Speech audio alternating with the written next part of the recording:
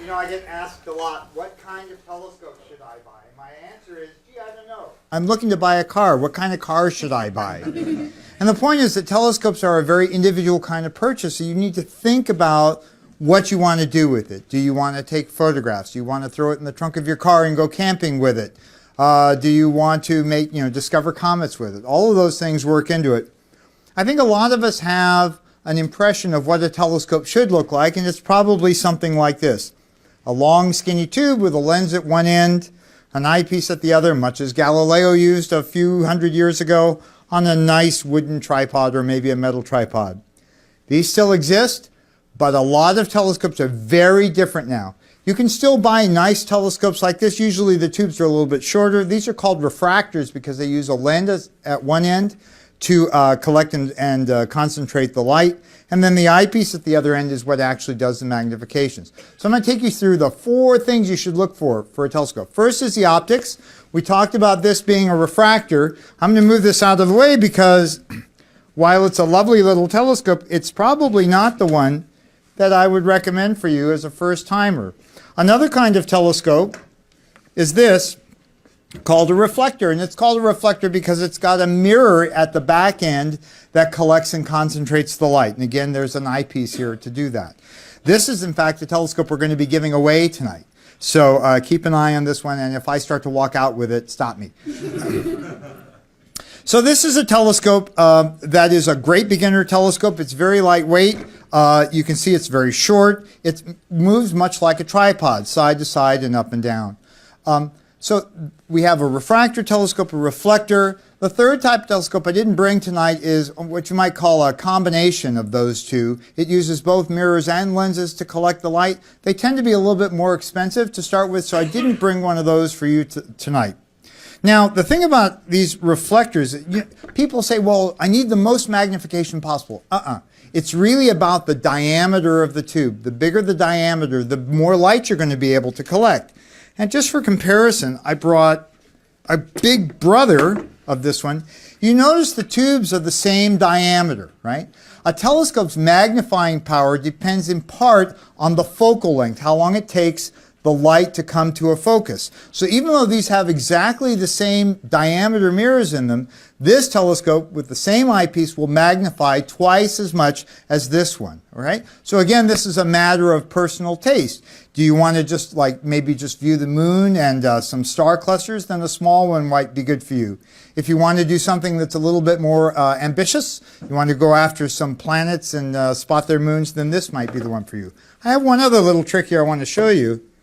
And this is where I was talking about make sure it's the right one for you. This is produced by a group called Astronomers Without Borders. And you notice it's a little bit bigger around, but this is a telescope with a secret.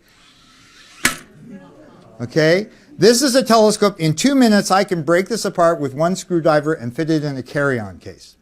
Right? This is a beautiful little telescope. All of these that I've shown you are about $200 a piece. Telescopes do not have to be expensive in order to be good. So that's about the optics. Now I want to talk a little bit about the mounts. As I mentioned, this is a mount that swivels side to side, up and down. You notice there are no motors on this. Nice thing about these telescopes, especially for kids, is that they're practically bulletproof. You almost can't break them. Well, almost, right? And I see, not here. Okay, a second kind of mount that you'll see often is what's called an equatorial mount. And in this case, it's important. You notice it's kind of cockeyed here. One of these axes needs to point to Polaris, the North Star. And there's a reason for that. It makes it a little bit simpler for the telescope to track, although it doesn't look like it here. Honestly, I do not recommend an equatorial mount for a very first telescope unless you're really planning to get into it seriously. They're just a little bit too complicated, especially if you have young kids. Then the third type of mount, which has made a really big headway just recently, is what's called computerized mounts. Or the very first ones were called go-to telescopes because literally there was a button on the keypad that said go to. Right? Now you haven't noticed, but right now it's been quietly tracking the sky, such as it can see here. It comes with a GPS module so it knows where it is on the Earth. You need about 5 minutes to set these up. All of the major manufacturers of telescopes produce ones like this. This happens to be from a company here in the area called iOptron, which is based in Woburn. And so with just a few clicks here on the keypad, I'm going to have it go find the planet Venus. And it told me that it hasn't risen yet. So I have to go back and find another planet. Let's find the planet Jupiter. There we go. And so this is a really nice way. You know, when these were first introduced, a lot of people poo-pooed them because they, in a way, made stargazing too easy. But for most people who live in a city, I actually like this because, you know, a lot of us suffer from so much light pollution that we couldn't find the whatever we're looking for just by looking through a finder scope at the sky. So a telescope like this has an advantage for a beginner. Now, I will tell you, it takes a little bit of knowledge to understand it, but I don't think it's anything you can't handle. So that's the mounts, and that's the optics. The third thing I want to talk about are the eyepieces themselves, okay?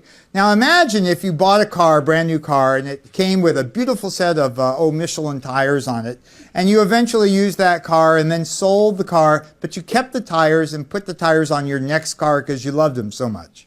That's what eyepieces are like. They're very interchangeable between telescopes. Usually when you buy a new telescope, you'll get one or two simple eyepieces that will start you off. And these eyepieces have little numbers on the side, and it's counterintuitive, but the lower the number, the more it magnifies. Okay? The lower the number, the more it magnifies.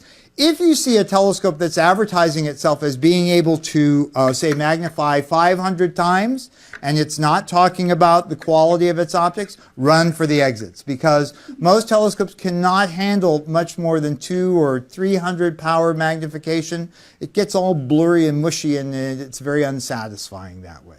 So those are the eyepieces. Now, when you go, you will not find a lot of these telescopes in a store. A lot of these you'll have to think about ordering online. The fourth and final thing I want to tell you about is the fact that these telescopes are built for you. In other words, you need, again, as I mentioned at the beginning, you need something that is going to be suitable for you. It doesn't do you any good, right, to buy a really expensive telescopes. And believe me, telescopes can be far more expensive than this. But you need to have it suitable for you. And the other thing I want to mention is that you get what you pay for in a telescope. If some of you have purchased a telescope already and you, say, bought it at a department store and, say, paid $70 for it, you might think about returning that one and getting one of these telescopes before they get opened on the holiday mornings. Because you know what? It doesn't do you any good to buy a telescope that's going to frustrate you because it's so hard to use. All of these telescopes here are pretty reasonably priced. None of them, these basic ones here that don't have the motors in them, don't cost more than about $250. Even this one costs about $400 with the computer built in. The nice thing is that it's got this little saddle here. A lot of these telescopes are interchangeable. You can move them from mount to mount. So it's all good. The last thing I want to leave you with is a lot of people end up buying telescopes and actually don't know anything about them, right? Most of you, when you go out to buy a car or buy furniture or something like that, you have an idea of what it is that you want. Telescopes is like uncharted territory for a lot of people. So here's a couple of guidelines I want to mention just in case you're buying one this time of year. If you're buying one for your family, right, and for the whole family, and you all want to use it, then that's great. And you know, a good telescope can last you a lifetime, really, if you make a nice choice. I have my very first telescope that I got way too many years ago, and along the way I've picked up a number of these small telescopes like this, and I use them all the time. It's important to find a telescope that is going to be right for you to use. For your family, if you have children that are, say, 5 and 6 or older, and you're working with them at the telescope, that's a good age to get started with telescopes, because when they look in the eyepiece, they can have an appreciation of what you're actually looking at. At the observatory where I teach, in addition to working at Sky and Telescope, we sometimes get people who bring like their toddlers up to the eyepiece, and there's just no comprehension there. If, on the other hand, you're buying a telescope for a child, and you're basically going to stand back and let the child take care of that, then I want you to think about like 7, 8 as being the sort of minimum age. The child needs to be able to handle it, right? And be able to carry it around. The nice thing about the telescopes that I'm showing you here is, as I said, they're really bulletproof. They're pretty hard to break. And so that is the key to success. Now the thing is, once you buy that first telescope, you can always think about, moving up. Just like the analogy I would use is, say you buy a pair of headphones, right? And you want to, listen to music on your iPad or your smartphone or whatever. You can start off with a pretty inexpensive pair of headphones, and then your tastes improve. You want to hear those deep bass notes, and you want to hear those real high treble notes, and you want everything to be clear. Then you move to a more expensive pair of headphones. That's the same way with telescopes. There's always room to grow. I'm afraid to tell you this, and I hope my wife isn't watching. I've got 12 telescopes at home. Oh, 13. I just bought one this week. And that's a little bit overkill, but I do find uses for each one of those. And so I think you'll find that the telescope can be really a good investment for you and your family. It's great to just toss into the car. Make sure you try to find a place that's really dark outside, because dark and far away from city lights, far away from light pollution, because that will improve your enjoyment quite a bit. And so in closing, these telescopes are all great. And there are more expensive ones you can buy. I highly recommend that you do a little window shopping. Kind of stay away from telescopes that are branded as being by your favorite department store, your favorite magazine or something like that. I'd be very careful to make sure that it's actually a quality telescope. You'll know it's quality. Again, you get what you pay for. And with that, I think I'm going to thank you very much for your attention and turn it back over to Dave.